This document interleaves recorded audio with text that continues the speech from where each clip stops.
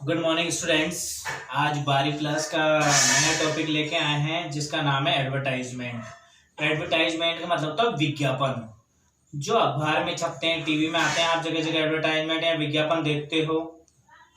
ठीक है, तो हम विज्ञापन कितने प्रकार के होते हैं विज्ञापन के बारे में पढ़ेंगे। पहुंच कर थोड़ी देर विज्ञापन के बारे में विज्ञापन के बारे में तो हम एडवर्टाइजमेंट के बारे में पढ़ रहे हैं।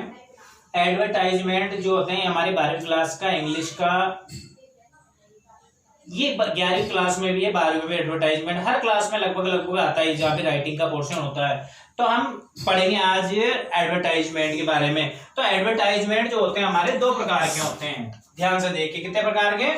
दो प्रकार के। एडवर्टाइजमेंट का होता है विज्ञापन। क्या होता है? विज्ञापन। विज्ञापन कितने प्रकार के होते हैं? दो प्रकार के। पहला वाला होता है क्लासिफाइड। कौन सा होता है? क्लासिफाइड। और दूसरा होता है डिस्प्ले वाला।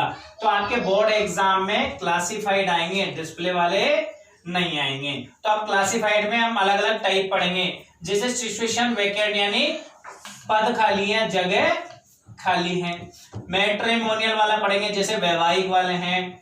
इसके अलावा टू लेट यानी किराए का पढ़ना है, हमें किराए पे कमरा चाहिए। टू सेल यानी बेचना है, मकान बेचना है या फ्लैट बेचना है। लॉस्ट यानी कोई चीज खो गई है, खोना। फाउंड यानी कोई चीज मिली है या पा गई है या मिलना। मिसिंग यानी कोई व्यक्ति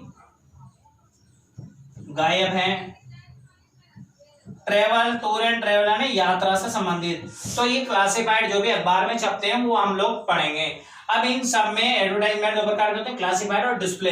इसमें सिचुएशन वेकेंट वाला हम सबसे पहले पढ़ लेते हैं। Situation vacant. सिचुएशन वेकेंट का मतलब होता है, टॉपिक है हमारा तीसरा, सिचुएशन वेकेंट यानी खाली जगह। खाली जगह, खाली या पद खाली। ठीक है, जैसे अलग अलग पोस्ट खाली होती है ना, तो ये सिचुएशन वेकेंट के नाम से आता है। और अधिकतर ये परीक्षा में पूछा जाता है। कभी इंग्लिश टीचर की जगह खाली है, कभी मैथ्स टीचर की जगह खाली है, कभी मैनेजर की जगह खाली है, कभी रिसेप्शनिस्ट की जगह खाली है, कभी टाइपिस्ट की जगह खाली है। तो कहीं ना कहीं खाली जगह होती है ना स्कूल में।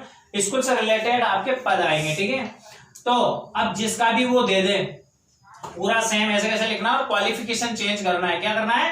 क्वालिफिकेशन। जैसे वांटेड चाहिए, क्या चाहिए भाई? जैसे आपको चाहिए रिसेप्शनिस्ट। कौन चाहिए?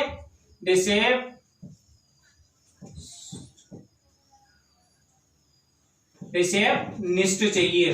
ठीक है, wanted a receptionist, situation vacant here our school.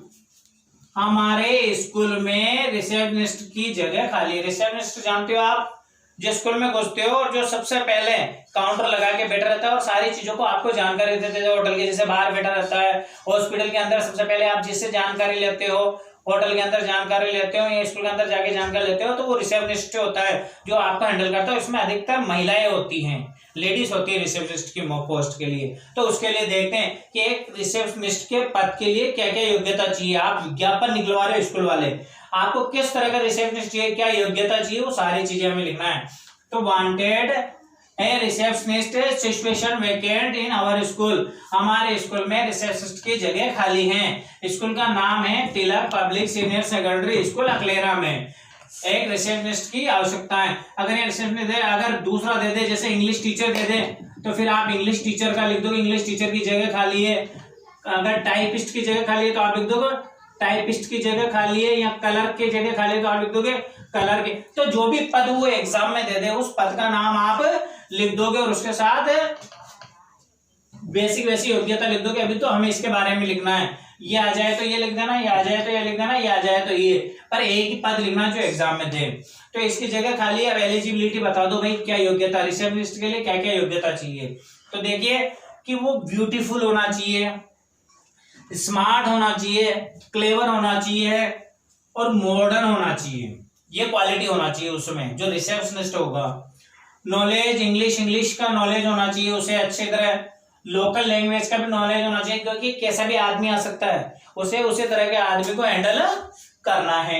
इसके अलावा गुड पर्सनैलिटी, एक अच्छा व्यक्तित्व होना चाहिए, अच्छा पहनावा होना चाहिए, अच्छे बात करने का तरीका होना चाहिए। कंप्यूटर नॉलेज होना चाहिए उसे, क्योंकि कंप्यूटर का भी काम करना है, क्योंकि रिसेप्शनिस्ट है तो।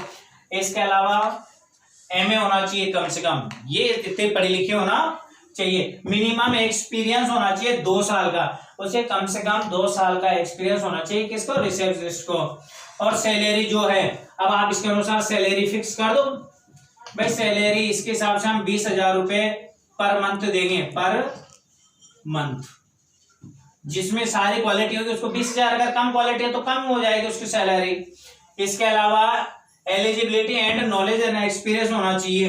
अब आपको क्या करना है, ईमेल कर देना। जो भी बंदा मिल जाएगा इस तरह का कि मेरे में सारी योग्यता है, वो ईमेल कर सकता है योर रिज्यूमे, यानी आप ईमेल करो अपना रिज्यूमे, रिज्यूमे का मतलब पूरा बायोडाटा, ठीक है, within a week of school office के जो ईमेल एड्रेस है उसमें 1 सप्ताह के अंदर तुम्हें अपना पूरा बायोडाटा भेजना, जो भी कैंडिडेट इस योग्य रिसेप्शनिस्ट के योग्य हैं, ठीक है। कॉन्टेक्ट क्या करना है, हेड ऑफिस तिलक पब्लिक सीनियर सेकेंडरी स्कूल पे आप संपर्क कर सकते हो, या फिर अपना रिज्यूमे कौन से ईमेल पे करोगे, Tilak public senior secondary school aklera@gmail.com, इस पे अपना रिज्यूमे आप मेल कर सकते हो, क्योंकि ईमेल एड्रेस भी आपको देना पड़ेगा। और मिलने जाओगे तो कॉन्टेक्ट नंबर, मोबाइल नंबर देना आपको, 2 मोबाइल नंबर दे देना, 4 अंक लिख देना, जैसे 9485 और बाकी 6 अंक में x कर देना, फिर 4 अंक लिख दिए, फिर x कर दिए। अब ये पूरा लिखने के बाद आपको इस तरह से पूरा बॉक्स में बंद करना है, और डबल बॉक्स आएगा, और जो पद का नाम है वो कैपिटल लेटर में लिखना है। इस तरह से इंग्लिश में लिख दोगी सिचुएशन वैकेंट। अगर वो आ जाए मैट्रिमोनल आ जाए तो मैट्रिमोनल, दूल्हा चाहिए तो ब्राइड ग्रूम वांटेड, कोई मकान बेचना है तो टू सेल, और खरीदना है तो टू बाय, तो यह अलग अलग नाम आ जाएगा। तो हमने ये टाइप फर्स्ट वाला करा है सिचुएशन वैकेंट, यानी पद खाली है। उम्मीद है आपको पूरा समझ में आया होगा। अब हम एक एक करके एडवर्टाइजमेंट जितने भी टाइप दे रखे हैं वो सारे पूरे कर लेंगे। उसमें पहला टाइप पढ़ लिया अपन ने, सिचुएशन वैकेंट यानी जगह खाली है। अब ध्यान रखना इसमें जैसा पद दे, जैसे इंग्लिश का पद खाली है तो इंग्लिश के कर दोगे आप, उसकी वो योग्यता लिख दोगे। संस्कृत का पद खाली है, टीचर का पद खाली है, कलर का पद खाली है, पीवन का पद खाली है, डायरेक्टर का पद खाली है। तो जिसकी जैसी योग्यता है उसकी सारी की सारी आप यहाँ योग्यताएं लिख दोगे, और उसके बारे में उतनी सैलरी आप फिक्स कर दोगे, ठीक है। Thank you. एडवर्टाइजमेंट ये पहला वाला था हमारा। उम्मीद है आप लोगों को समझ में आया होगा, नहीं आया तो आप कमेंट करके पूछ सकते हो। Thank you.